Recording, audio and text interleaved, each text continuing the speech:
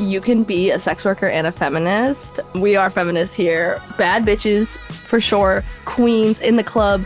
And just, I need everyone to know that strippers, someone you love is a sex worker. And whether you know it or not, respect us, please. That's all we ask. We are real. We pay taxes. It's a real career. That's Carmen Bellagio. I'm Cara Duffy, and this is the Powerful Ladies Podcast.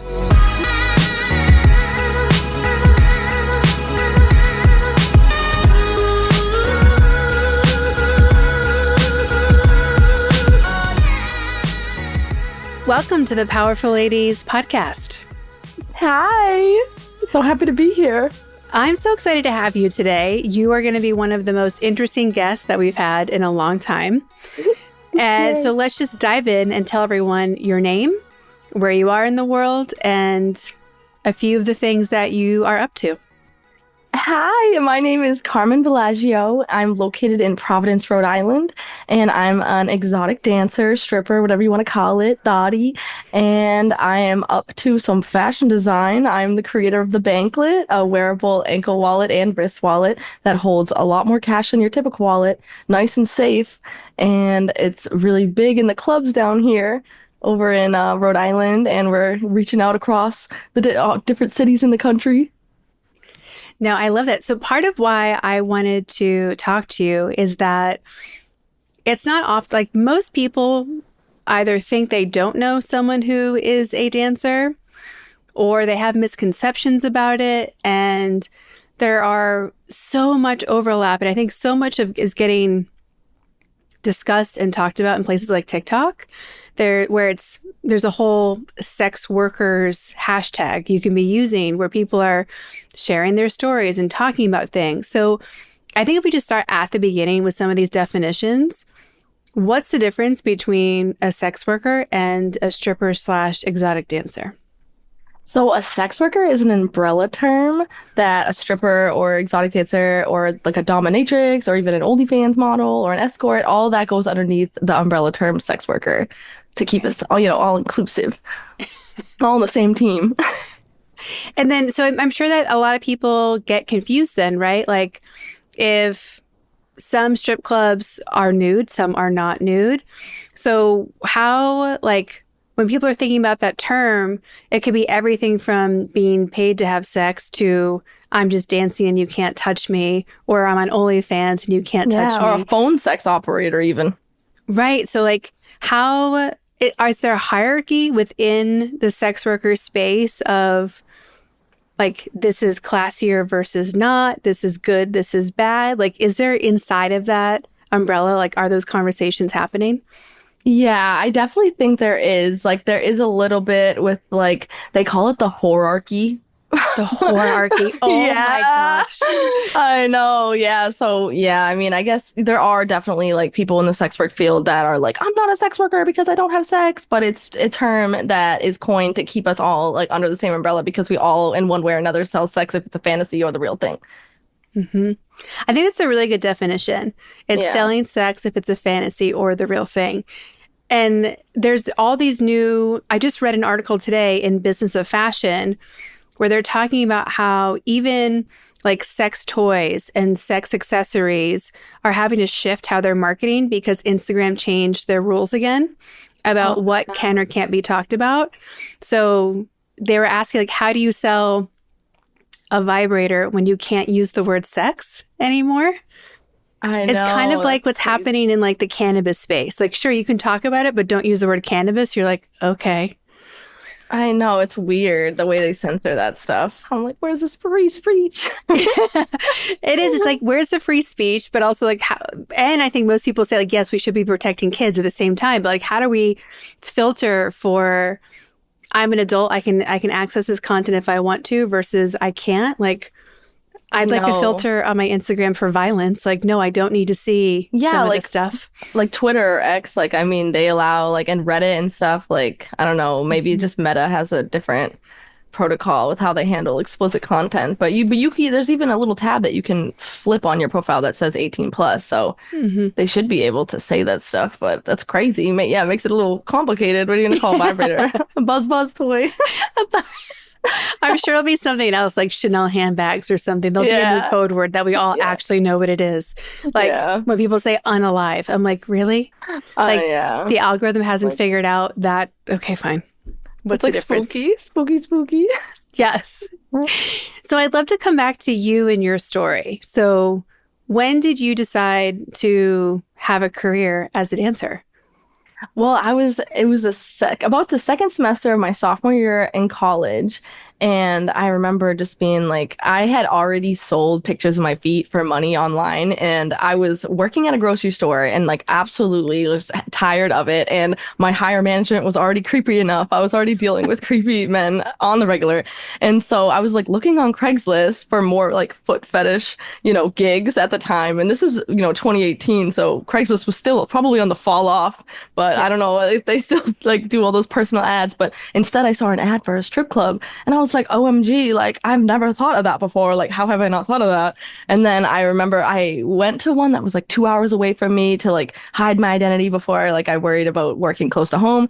And I just remember like hopping up, whipping them out, making like $26 in like 2 seconds. And I was like someone threw some money, they're like, you're hired. And I was like, wow, okay. So then instead of like these college parties every weekend, I was driving like 2 hours away to work at a club like 3 nights in a row and staying at like a crusty Super 8 hotel, or motel, I should say. And it got better once I realized like I can work like 20, 30 minutes from home. It's really not that deep. And then I flourished, being able to just commute and I'd go to class and then I'd work the day shift. Like I'm a day shift stripper, full blown day shift.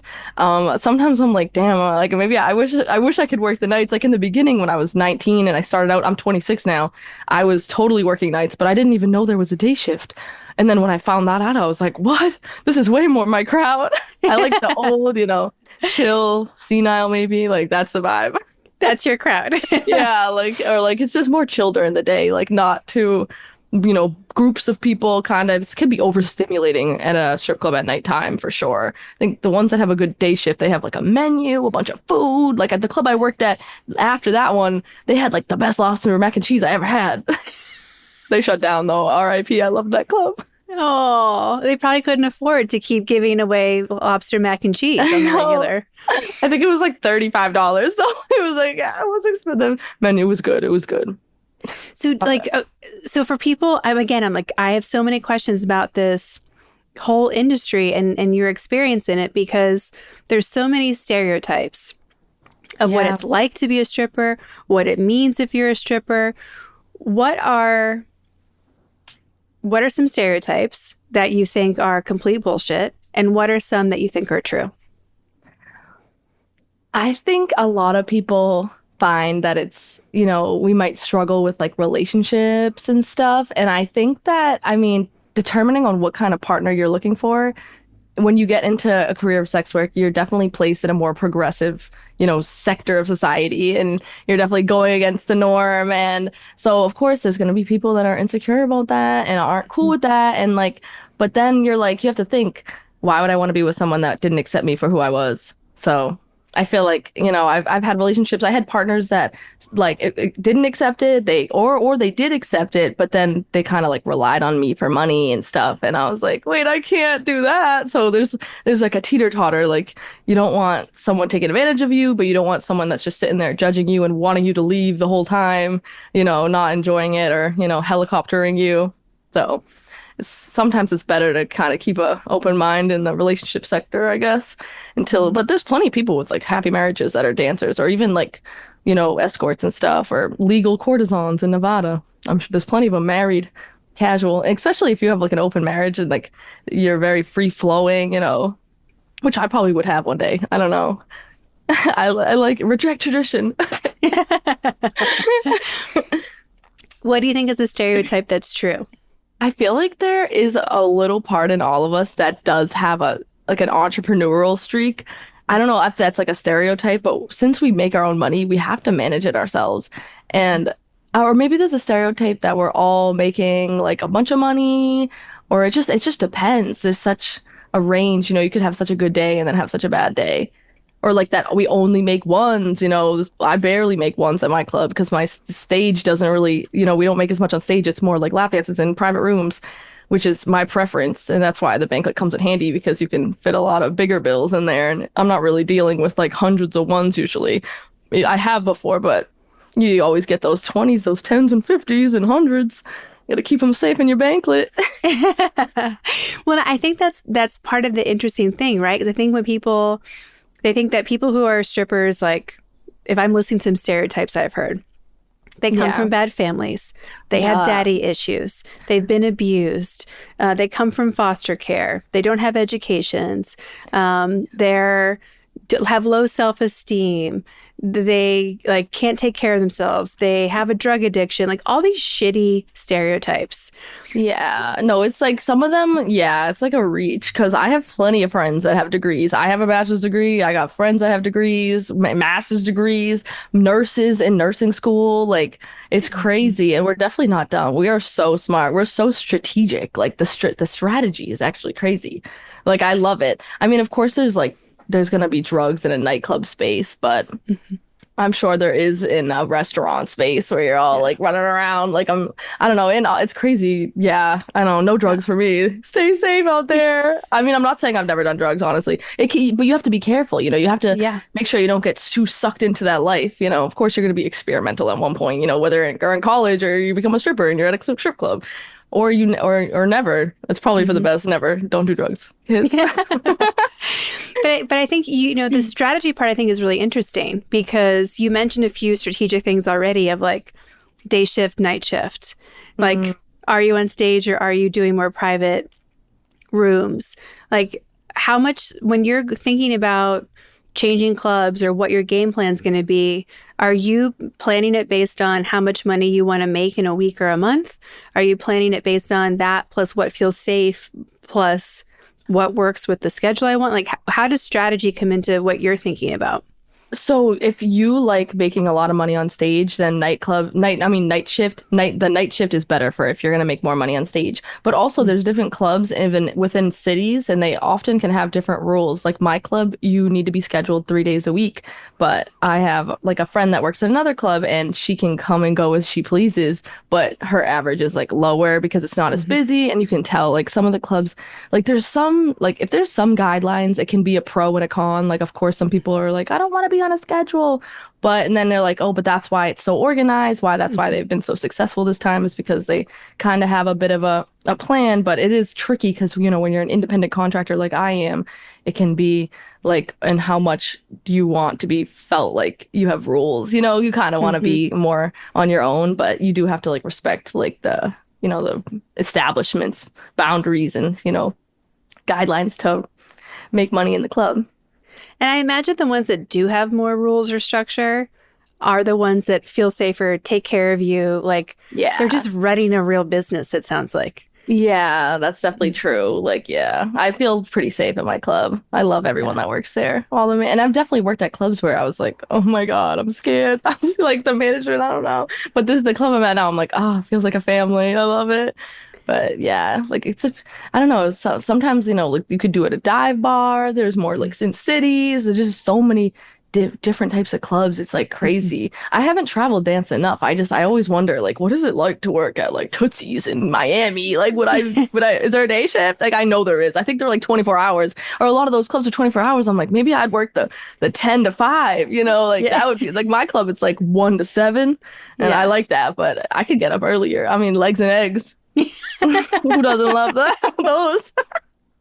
That's amazing. I think there's other misconceptions about people who are dancing that they're all young, they're all super skinny, they have a certain look. So, like, how much diversity is there really in the scene?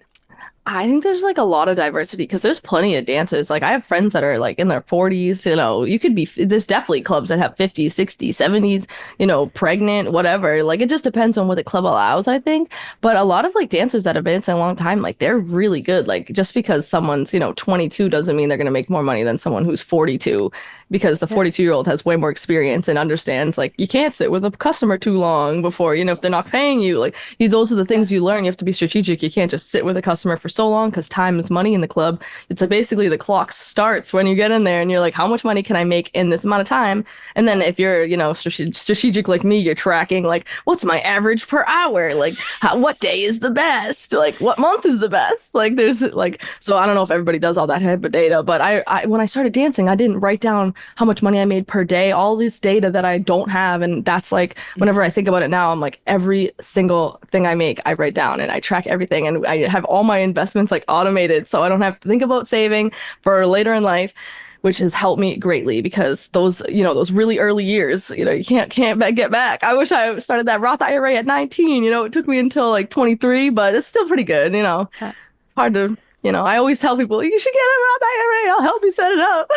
Yes, please. So I think this is the part that's blowing people's minds, that you have a savings account, you have an investment strategy, you have an IRA, you're tracking all your data. Like, people who know me are like, this is why I know. People now know why I asked you to be on this podcast, because I love spreadsheets. I love that data, but you're thinking about yourself as such a business, which I don't think people assume in this space that people are. But you're not just thinking short term, you're thinking long term as well. And I can't get half of my society accepted business owners to have an IRA, for crying out loud. Oh my gosh. Yeah. No, I know. Like, I don't. I heard one dancer talk about it one time, and then I was like, I fell down the rabbit hole. I was like, what? Like, I need to start this immediately. Well, I think the other part that makes you such an interesting human and maybe an enigma in people's minds is that you are an independent contractor, you have your business degree, you're tracking all your stuff, you have your savings, you have your wealth building plan, but then you also now have created your own product that has a trademark on it and a brand new business. So where did the idea for the Banklet come from?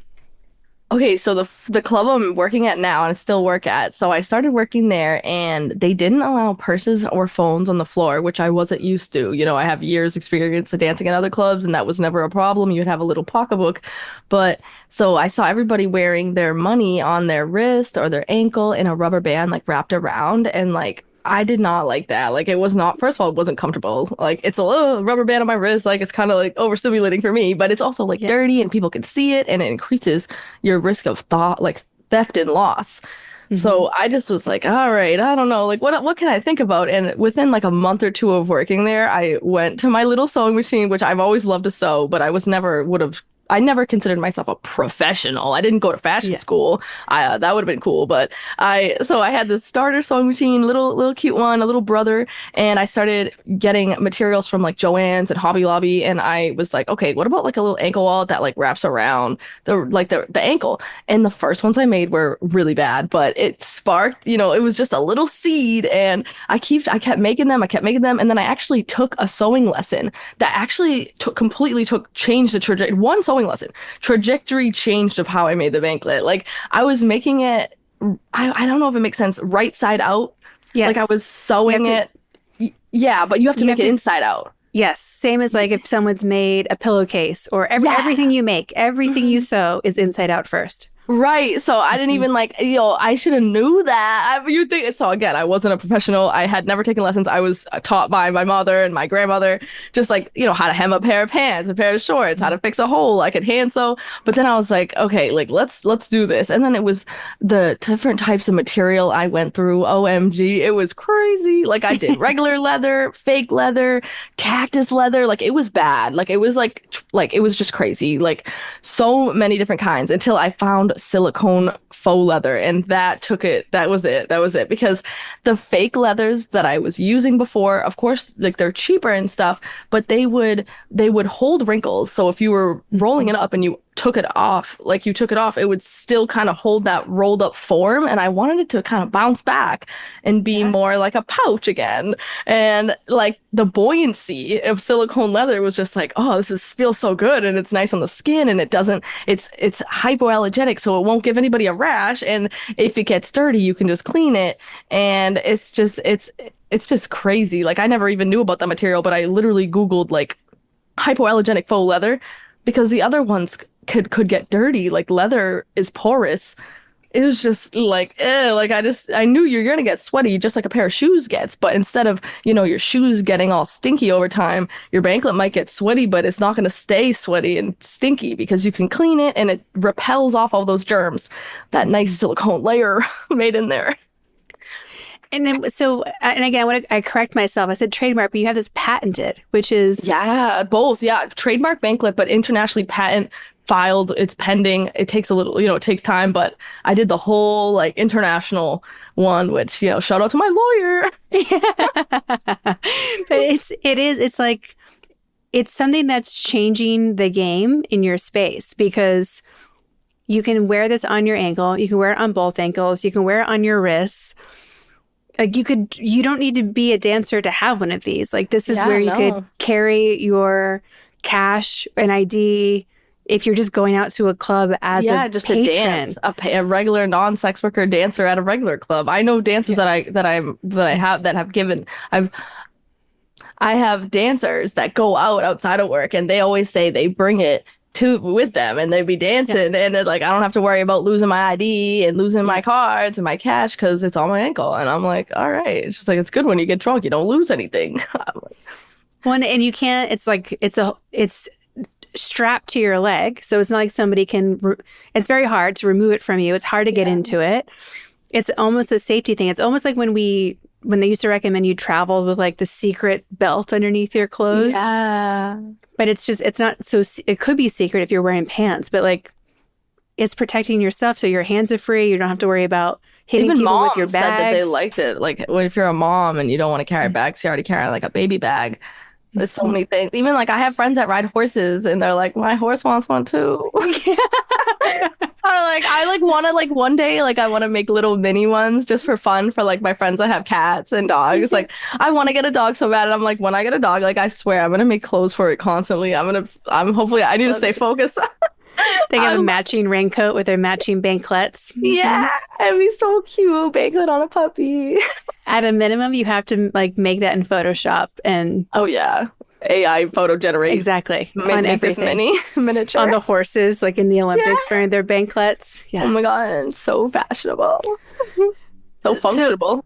It's functional, it's fashionable, it's very trendy. I think it's something that the more that women in this space and beyond know exists, like how are you going to be a dancer now and not have one?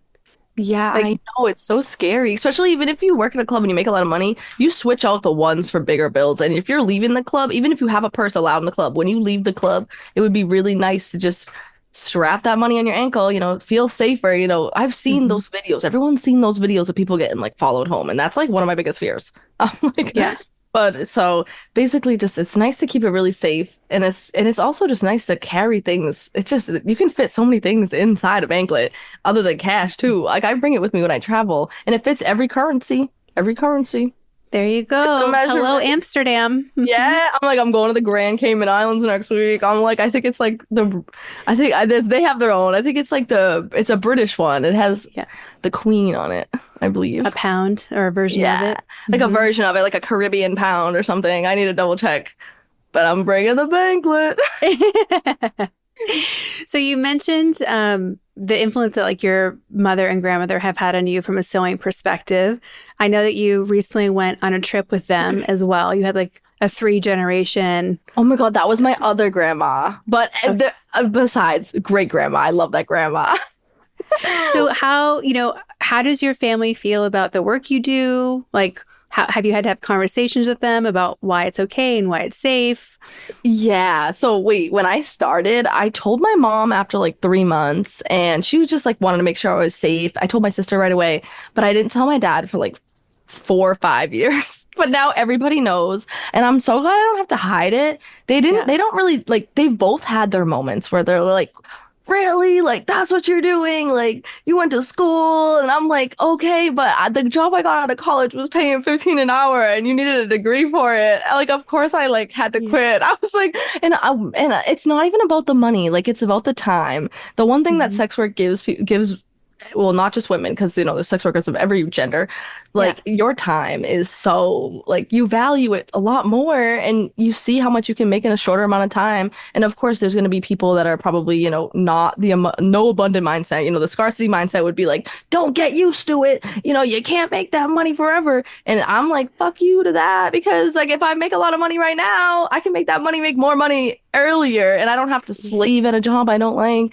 making like like peanuts and like just be sad. I was so sad and emo. Like I'd wake up every day at like 6:30 a.m. like I was like slam my head off the wall like I can't do it. I'm just like I know who I am. I'm a thotty. I just want to go back to the club. And that's how I told my dad. Oh my God, because my dad worked at he helped me get the job after college. But even like he's worked there for like 10 years and like he doesn't make good money. And I'm like, if you worked there for 10 years, what am I gonna do? Work there for 10 years? They'll probably never give me more money than you, but they pay you. Like, because Yeah. that's just like a weird. I don't like family matters in the workplace. I don't know. I love a family business, but I don't know. It was nice working with my dad, but it was kind of just like I don't know. It felt a little too close to home when you're in a professional work environment. You have to. It just felt weird, but.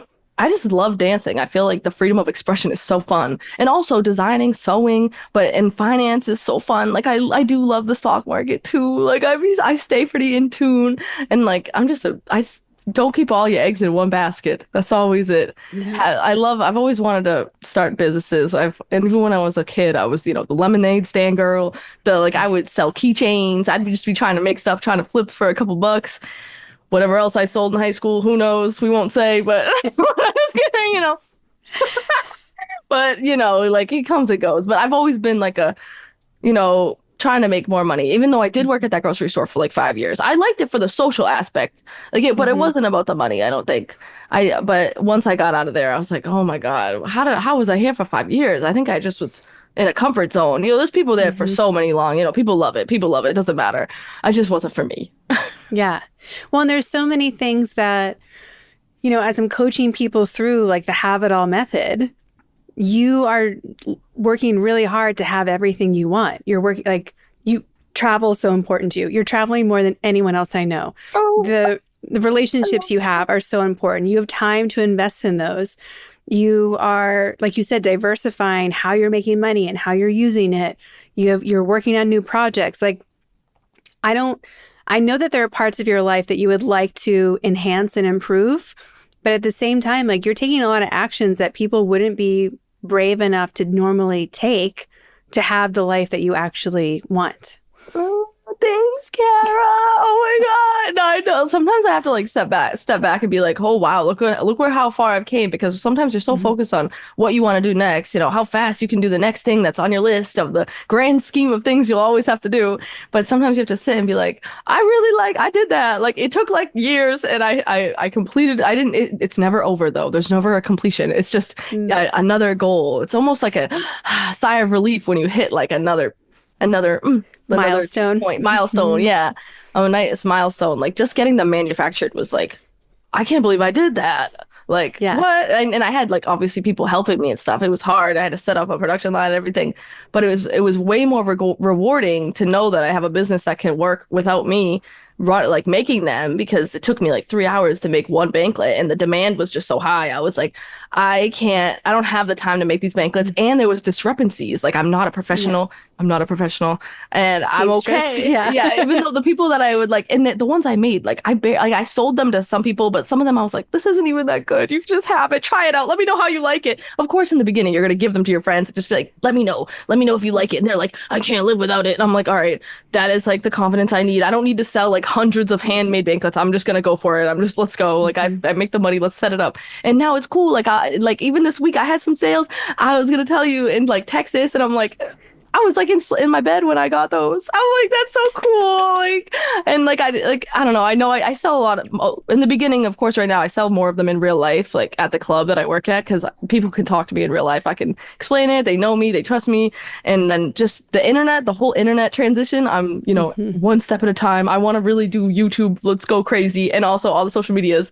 But yeah, just time delegation and making sure I stick to my goals and put myself out there more. Well, and I was just reading today, I forwarded to my team that Substack is now really encouraging live video content. Ooh. And so for everybody who's like, I want a podcast or I want to do more YouTube, I'm like, just go on Substack and do a Substack live video and be done with it. Like, it's like, how do we, the way you think about like, how do we hack this system for more time efficiency and more money? That's also how I'm always looking at things too, because the idea of a podcast or a YouTube channel sounds cool, but then the 8 million steps that you have to do before, during, and after to like just produce one is exhausting. So when I saw that thing pop up like about Substack Live, I'm like, that is such a great hack, because it's almost, it's, this could get really slippery. So I'm not sure how they're going to control it, but you could almost start doing like OnlyFans on Substack if you wanted to. But Ooh. you don't have to. You can just be talking about whatever you want. It's still your content. It could be behind a paywall. Like, there's so many things there. Oh, I gotta check that out. Yes, I'll forward you the Nice. email. Hell But yeah. it was really interesting because it's not just for writing, but I'm such a fan of that app right now because of the fact that you can earn a living and go crazy with all the things you want to share and talk about and do. And it can be in any creative way, written, video, graphics. There's a lot of choices. I need to check this out. I Yeah. love that. Mm-hmm. Sounds awesome. So you, of course, have your act together. You're on top of things. You're powering through. You're now a multi-entrepreneur. Yeah. What does being powerful mean to you? Like, how do you define the words powerful and ladies, and do their definitions change when those words are put next to each other? Oh my God, I love that. I feel like being unapologetically, I feel like it's being unapologetically myself and just like owning my sexuality and being like a bad bitch, number one, and just like, having control over my time and control over my life. Like, I feel like it makes me feel more powerful when I can wake up and decide like what I'm gonna do today. I mean, of course, there's some things you gotta get done, and it's cool that even without having a boss, like I get a lot of things done, like being my own boss. Like, oh, accountability, ooh, is trickling through. Like, I love that, and like I always aspire to have more accountability because I feel like you can't have enough because some days aren't as easy as other days. Some days I'm like I don't know how much I got done today, and I feel bad, but then other days I'm like I killed it. Like today was it. I made it my. Like I love that though. That like being powerful, like getting things done, productivity, just all around, like being a lady, like just I love being a woman. Like I wouldn't have it any other way. It's just like I don't know. I love being a powerful lady. And this whole community is so beautiful. What's a way that we as a society can support people who are in the sex working space more? The NSWP Global Network of Sex Work Projects Promoting Health and Human Rights. Love it. That's like a good place. There's definitely a lot of like great organizations that help, especially for like underrepresented sectors of sex work, like minorities in sex work that don't have the same privileges as like someone who like me, a white girl. Like, you know what I mean? It's not as easy across the board. Like there's totally like Can you explain that more? Like, what does the privilege hierarchy look like? unfortunately, like in sex work, people discriminate. Like, especially in clubs, you'll find some clubs are like more predominantly white, or like there's more like that, like people would call it an urban club if it was like less white people there. Like, that's Hmm. something that is prevalent. And like, it's like, like they just try to, or like overweight people, so but some clubs that are accepting of all of it. So my club is pretty diverse. Like, we have a lot of different things, but some clubs don't like allow bigger people to work there. Like, I don't know, or like a lot of tattoos or piercings, or like they just flat out like will be like, we're not hiring, or we can't have you, sorry. Like, or they'll probably just like say they're all full or something. They aren't Hmm. mean usually. I don't know though. You've heard a lot of, you can see online where people are like, they told me I was ugly, I was fat. I'm like, that's crazy. Like, I could not imagine like owning a strip club and being like, you're ugly, leave. Like, what? Like, I'd be like, so, but my club's like nice. If they don't want to hire somebody, they'll be like, we'll call you back. But, Hmm. like, I don't know. I guess every club has their own, like, standard ideal of what they want their perfect stripper to look like the Hmm. management, but they can't, I'm sure there's someone for everybody. Everybody got different tastes. I'm not everyone's cup of tea. I've had guys walk up to me like, "You're not my type." Like I'm like, "Hi, how are you? Like, how's your night?" "You're not my type." I'm like, Well, thank you, sir. I'm like, "All right, you're not mine either." I'm like, "Damn, were we getting married?" Like, nah. How has dancing boosted your confidence? Oh my God, it totally boosted my confidence. Like I as this is when I was a kid. I mean, when I was growing up, I was always very, boy crazy. I want to say, I want to just call it boy crazy. I was always, kissing boys on recess, whatever. Like it would like, and I've been called a slut plenty of times, like across the board. And when I was in high school, I started just messing with guys that didn't go to my high school because I didn't like that everyone knew who slept with who or who hooked up with who. And basically, and then I was in college and just I had a relationship in college and he was an asshole. And I believe that I think dancing helped me not chase boys as much as I did. Like Hmm. I put these boys I had a crush on this kind of pedestal and they had shown me no reason to be on that pedestal. So I think I was just a little delusional. I was like, I don't know. I was on birth control and I think that when I got off birth control, I didn't like the partner I had anymore. And I'm like, I swear it makes you like have a different It taste in does. men. It It does. really It's does. scientifically proven. That's crazy. Like I literally woke up Hmm. and was like, I don't even know this guy like, in the bed. We've been dating for 2 years. Like I had to flee. It took me like 6 months, but like, because I was like, is this real? Like, I just like Yeah. even like he didn't even smell good anymore. But Hmm. when I was on birth control and I was in college and it was like just when I began dancing, it hadn't set in the self-confidence yet. Like it definitely was like helping. I just was like the type of guy like long-haired, raggedy, like no job, like play guitar in a basement. Like that was my type. And then I like got off birth control and had more dancing, and I was like, I like distinguished gentlemen and girls and all of girls. I was like, I don't know, like I don't like dudes that are like, oh yeah, baby, you're gonna love this. Like, oh, I'll do you so good. I'm like, I don't know. I don't like arrogance. I don't like there's just and then you see such a dark side of men, like when you work as a stripper. It makes you be like it kind of does skew your brain a little bit on like you might be a little hesitant to trust men, or you might Yeah. assume that they might be a little bit, you know, dirtier deep Suspect. down. Yeah, like yeah, a little sus. Like you might like kind of like check so like be just a little bit more like, can I trust this person? I don't know. I think your standards just go up, which is cool. Like Well, I I think think they it just do as you get older too, but I like that yeah. your standards went up when you started Yeah, dancing because I you needed it. realized how many ding dongs there are. You're like, none of these ding dongs are worth my time. Like new expectations. Legit, I was a ding dong magnet. Like at one point in my life. Like there's no way around. I could admit that. I think, but Not I anymore. honestly think every woman has been a ding dong magnet. Like, Hmm. because listen, like every woman I know is cool, is up to something. Like they're beautiful. Like everyone has a magnet component to themselves. So of course, usually it's the ding dongs who are like, I totally am worth that. We're at the same level. And just because you're confident doesn't mean you qualify, sir. Like that's not how it works. Literally, like I hate like men like be like, oh yeah, like just only bring like sex to the table, and you're like, dude, what? You can have that with anybody. Like what? Emotional Yeah. connection? I'm like, you can have that with like anybody, but like Yeah. realistically, they have to be like a really nice person and want to make your life better. Like if they don't, oh yeah, wait, favorite quote. Yes. If they don't make your life better, they make it worse. It's so simple, It's but so simple.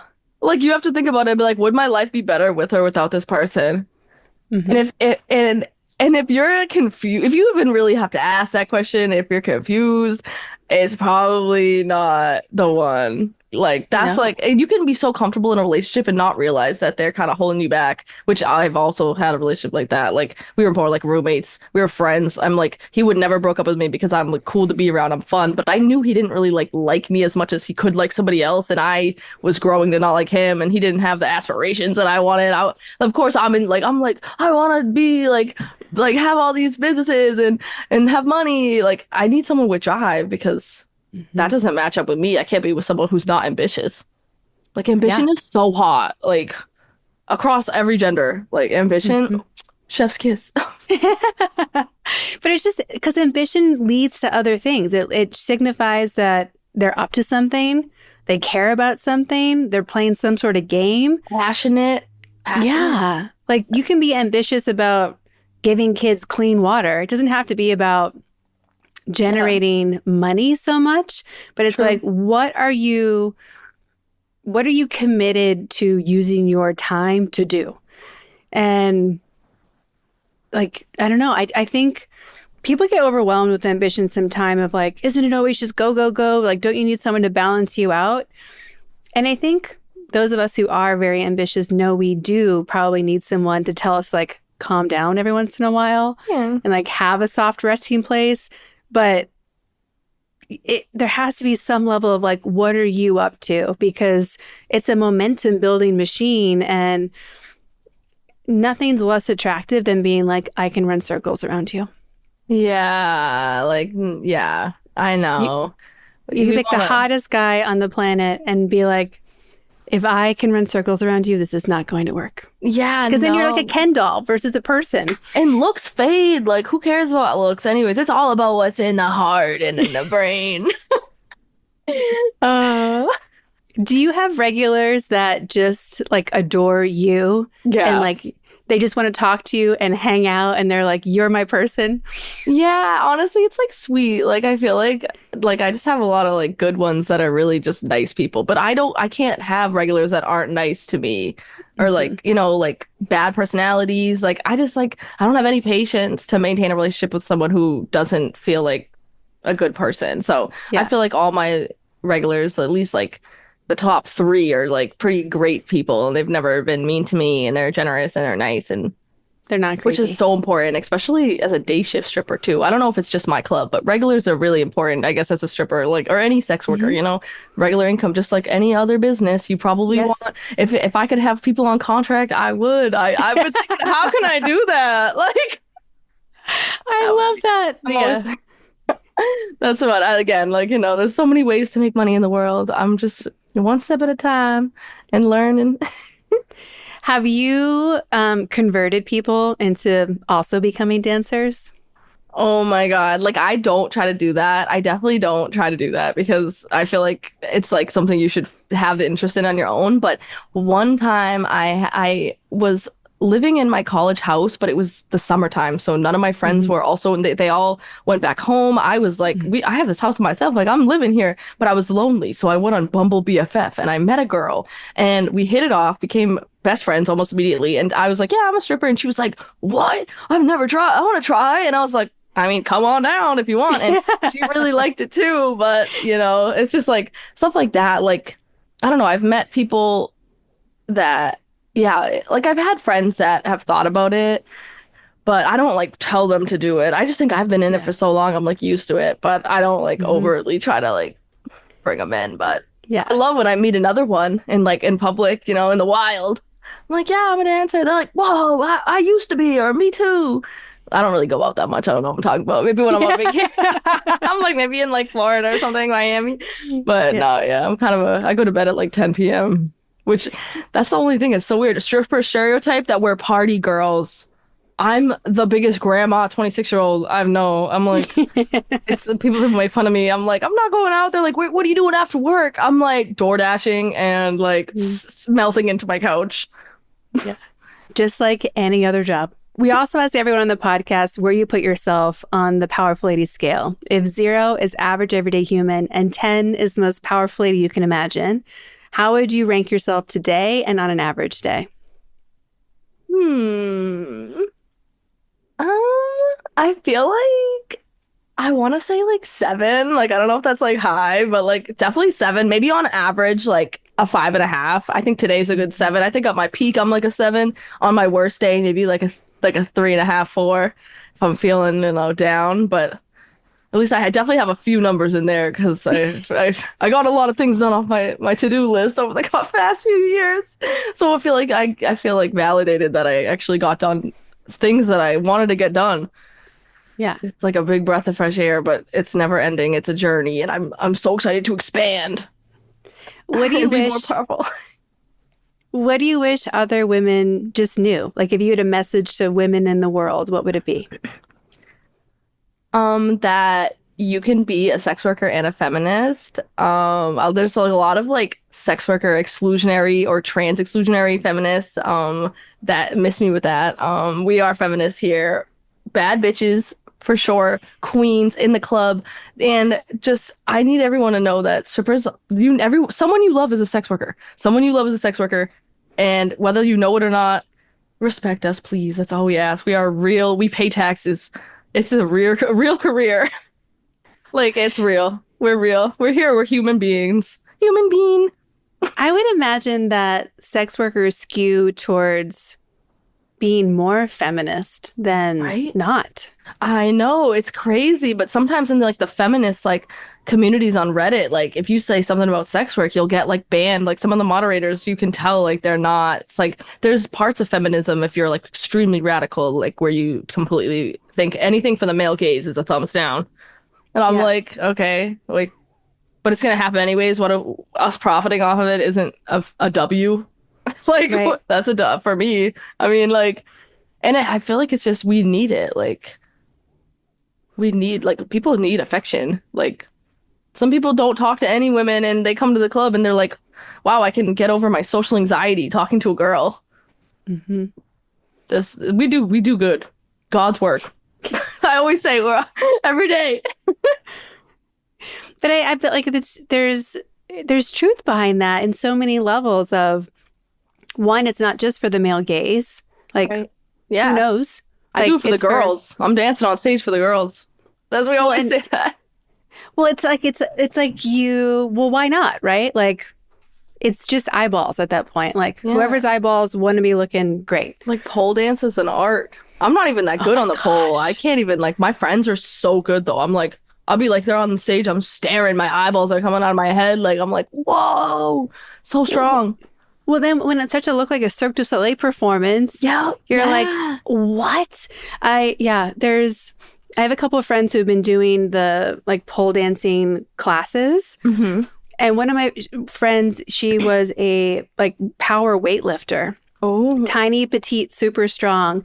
She goes to her first class and they're already having her do like the straight out like flag poles and other stuff. I'm like, oh my God. holy shit. Like it's so inspiring to see what women can do with their body, not for the sake of, again, like even looking sexy. It's like, wow, like you can do that.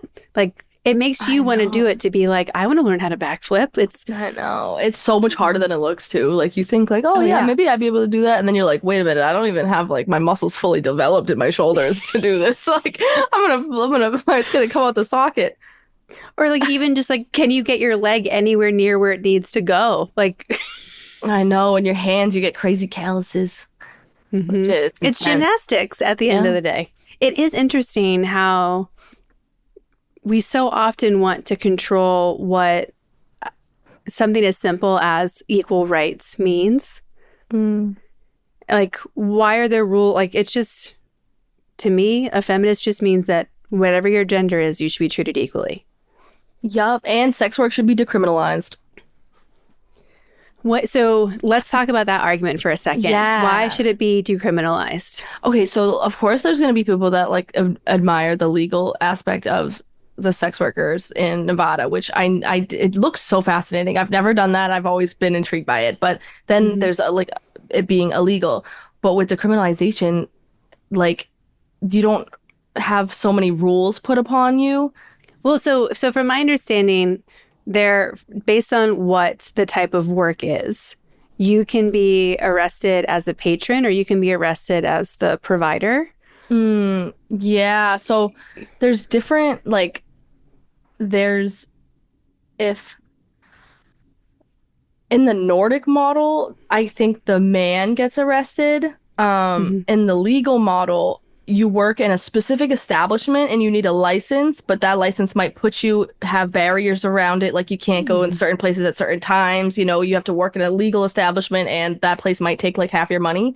And Hmm. then decriminalization gives you the freedom to work on your own terms, you know, in areas if you were a sex worker, like an escort in like a hotel room. And if something happened, you can have access to like the justice system and it won't be thrown in your face and you won't feel like scared to find help if Yeah. something traumatic happens to you.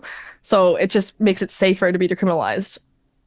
Well, because I think that also brings up another point where, yes, like sex workers are choosing to engage in things, but they're still consensual. Mm-hmm. And so I think like this is also a reason why women who need to use the justice system, who weren't a sex worker, have to speak up for it. Is like there's layers. It's like another reason why to speak up when something happens to you, because you can imagine if women aren't listened to in general, sex workers are definitely not going to be listened to. And it's the same crime. I know. It's crazy. Exactly. It's just scary. Like I never want to like in the situation where you needed like help and like you it's just that's why there's a lot of communities online which luckily, blacklists to blacklist clients that, client Hmm. gone wrong situations. Well, But it's and depending on again where you are in the oligarchy, which is my new favorite word, oh yeah. um, Hierarchy. hierarchy, in the I like hierarchy where you are, like it's there's more risks and there's less risk. Like you have pretty mm-hmm. low risk because you're also in a specific place. There's Yeah. management, there's bouncers, there's other dancers. Like you're in a pretty safe environment. Mm-hmm. But then there's people who are in one-on-one situations that how do we balance giving them freedom to do what they're choosing to do Mm-hmm. consensually, but also protect them at the same time? I think like as long as like the escort or whoever's on the one-on-one screens the client like heavily, but even, Hmm. screening aside, you never know, something can turn bad real quick, but same thing can happen in a club, even though you have people Hmm. around that you can tell. Sometimes they like, how much can they do? Like, oh, a guy Yeah. got a little too aggressive with me. Oh, like one time I got bit on the wrist. Like, what are they gonna do? That was Yeah. crazy. And I'm like, I've never been bit like outside the club. Like that was weird, but I don't Now know. I got to get a rabies test. Damn Yeah, it. like I'm like, what the fuck? I just got bit. Like, it's just so crazy, but and like I think it's the one thing that I think is safer about an escort is they can screen a client and really find the background of a person because they know their name. But if you're in a club and you're doing a room with somebody, you didn't have time to go screen him. You don't know what his Hmm. LinkedIn page looks like.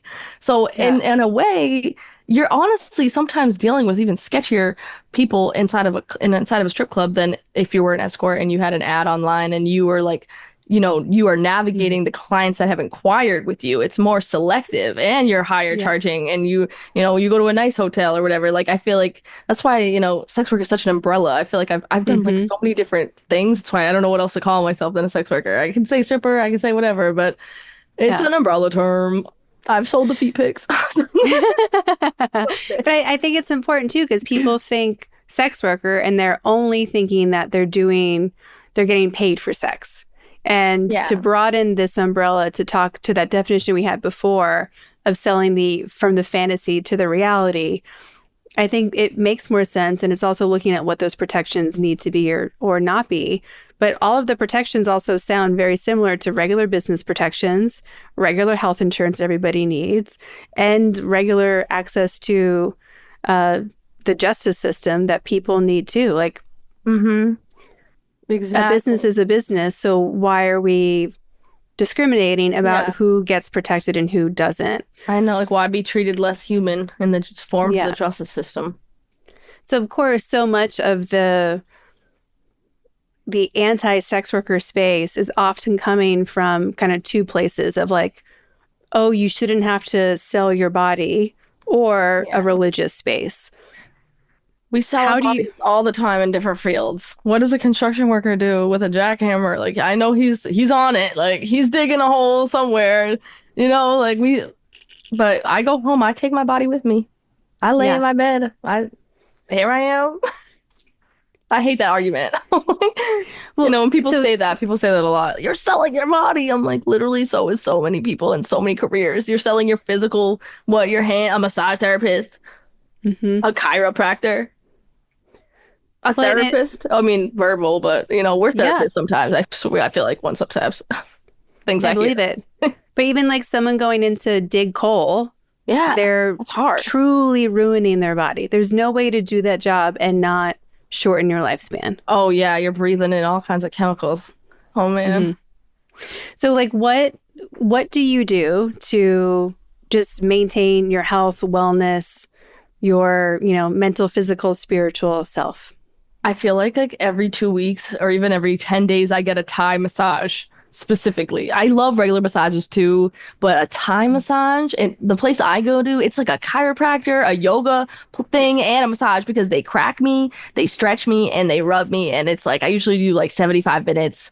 It's like an hour plus the extra 15 minutes of the head and neck, rub, blissful Oh, head and yeah. neck, or whatever they call it. But I love that. And just like taking a lot of time alone because especially after the club, like you're so used to being around all those people, you just need to have alone time. It would be really hard if I lived in a very busy, crazy household. Like I'm lucky I live by myself because when I want to be alone, I just need to be alone. But I guess that you'd Yeah. probably make it work if you had a lot of animals or babies running around or a husband. I don't know. I live. For everybody who wants to find you, follow you, support you, buy a Banklet, tell people about it, where can they do all those things? ThottieRevival.com. That's THOTTIE revival.com. And we're starting up a YouTube channel, so watch out for that. And on Instagram, we are Thottie Revival, but with a 0 as the O, because again, censored for some reason. And then on TikTok, we're just regular Thottie Revival. So yeah, come follow, get a Banklet, keep that cash safe, and cards. It fits a card, also vertically and horizontally. For You're such a salesperson. I I know. love it. And then for, this is a big, powerful community. What is something that you want, you're wishing for, is on your manifest list? Like, how can we help you, big or small?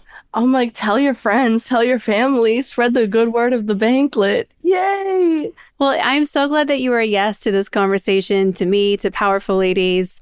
It's really impressive, all the things that you're up to and how focused you are in making all your dreams come true. So, just thank you for being you and being such a fun, bright light that's out there. Oh, thank you, Kara. Thank you for having me. It was a very easy yes. I'm so excited. Oh my, you're an icon. I love it. This podcast is awesome. I'm so happy to be here and spread the word of sex work and Banklets. The good word. The best word.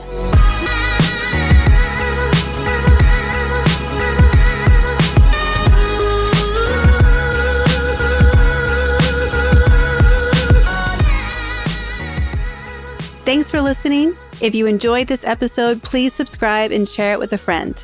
Head to thepowerfulladies.com where you can find all the links to connect with Carmen, Thottie Revival, buy a Banklet, and get your Banklet discount code, as well as learn more about Powerful Ladies.